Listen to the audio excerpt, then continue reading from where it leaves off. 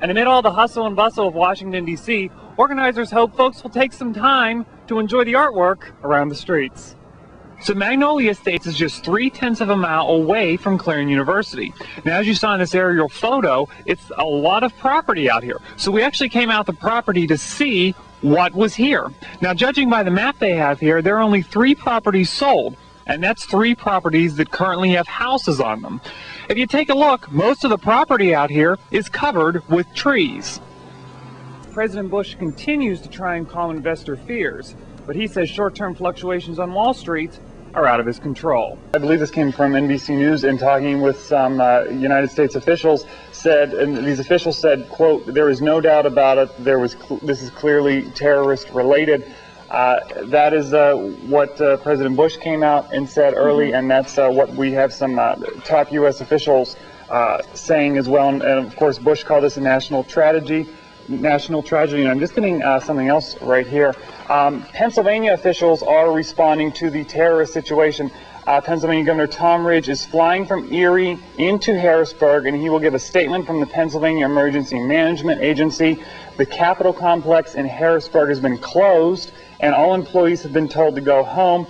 Harrisburg and Capitol Police are on highest alert. There have been no incidents at the state capitol, but obviously taking precautions. I'm sure this is something we're seeing all across the country and other states as well.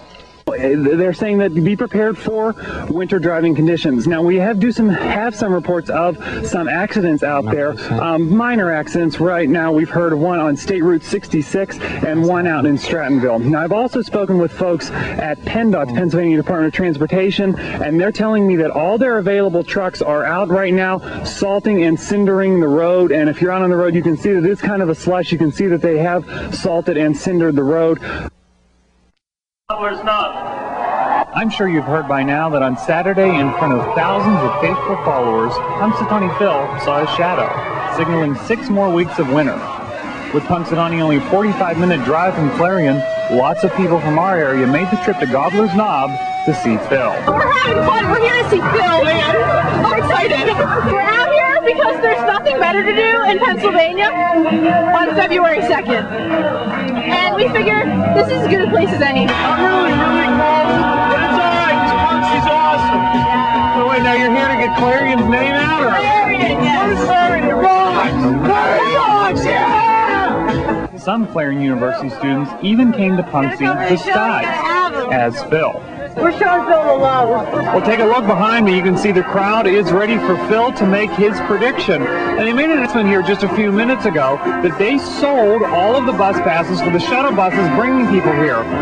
They sold every bus pass that was printed, and that's 38,000. Those thousands of people made their way from all over the country to see Phil, or as one person put it, sexy groundhog. Well, sexy groundhog or not, people were at Gobbler's Knob to have fun. We came for the beaver. I mean, it's the second favorite holiday in the United States. And we thought we can't miss it. You know, we have a free weekend. Let's go to Pennsylvania. The freezing temperatures couldn't keep people away from Punxsy. Even Elvis and Survivor's Amber Burkett showed up for the early morning party, which included a huge fireworks display that celebrated the American spirit.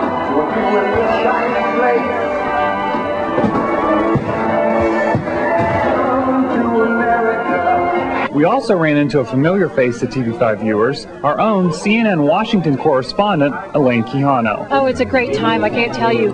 The war on terror, that's all been pretty much everything that I've done every day since September 11th. I mean, it's a nice switch, a nice change of pace. The atmosphere here is great. The people are great. It's a fun time, and it's nice to see that really we live in a country where you can celebrate something as fun and frivolous as Groundhog Day. So no matter what Phil's prediction was, the crowds out here had a great time and were united behind all that is American. In Punxsutawney, Pennsylvania, Mark Despotakis, TV5 News. In 1 minute, a life changed. And that life changed because of a drunk driver. But thankfully, this accident wasn't real. It was part of a program organized by Clarion University students to bring light to the dangers of drunk driving.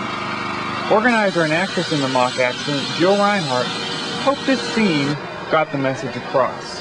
Well, I know a lot of high schools and stuff put these on before prom, but I'm sure a lot of people did, because I know when they first saw the cars coming in, they were like, what's going on, what's going on? And I think they realized that this could actually happen, this one day could be them. The mock accident brought in Clarion Borough Police, Clarion Fire Department, Clarion Hospital, as well as Stat Medevac.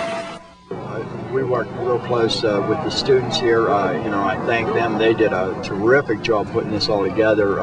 Between myself and them, we met a couple times. We put everything together. I contacted the emergency services, and we have done these drills before, but we also work together every day of the week. So, firefighters and EMS crews work at this mock crash scene in the attempts of getting a message across to those who are watching. And those firefighters and EMS crews hope they will never have to actually respond to a drunk driving accident of this magnitude.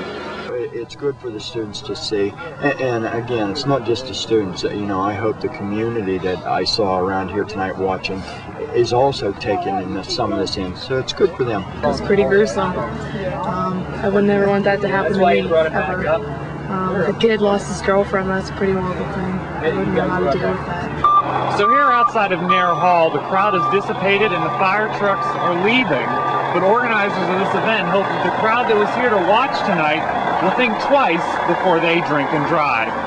At Clarion University, Mark Despotakis, TV5 News. I pledge allegiance to the flag of the United States of America. Most Americans learn these words in grade school.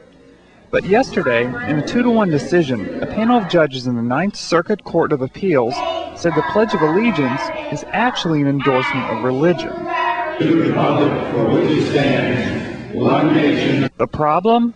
2 words. Under God. Those 2 words were added by Congress in 1954, and today, Congress came out to support the pledge. Indivisible, with liberty and justice for all. The court said in their ruling, a profession that we are a nation under God is identical to a profession that we are a nation under Jesus, a nation under Vishnu, a nation under Zeus, or a nation under no God. This morning, President Bush, attending the G8 summit, strongly countered the ruling. Declaration of God in the Pledge of Allegiance doesn't violate rights. As a matter of fact, it's a confirmation of the fact that we received our rights from God, as proclaimed in our Declaration of Independence. David Gordon is the superintendent of the Elk Grove United School District in California, where the lawsuit began 2 years ago. He expressed disbelief of the decision. And we are committed to appeal this to the end to maintain the pledge. In the meantime, our children will in fact say the pledge. But lawmakers here in Washington say they will act to make sure the words "under God" stay in the pledge. In Washington, I'm Mark Despotakis. From Amazing Grace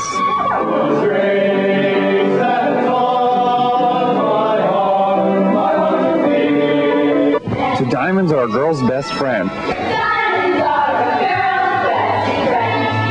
The Greeks were singing. It was the kickoff of Greek Week 2001.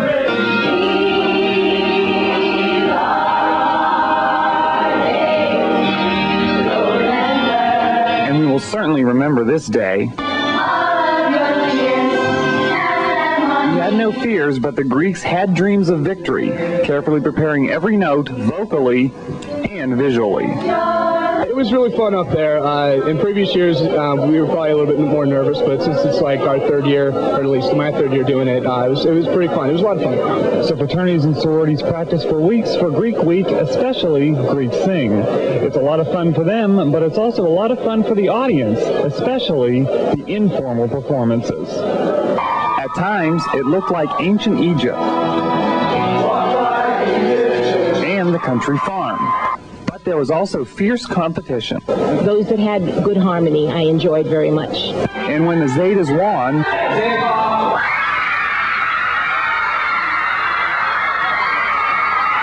well, they almost brought the balcony down. Everyone had a great time and made memories that will last a lifetime. It was an awesome experience. We practiced like a lot, and it was so much fun to actually get up on stage and perform it in front of everyone. And we felt like it was a big accomplishment, and we're really proud of ourselves. In the Mark Boyd Auditorium at Clarion University, Mark Despotakis, TV5 News.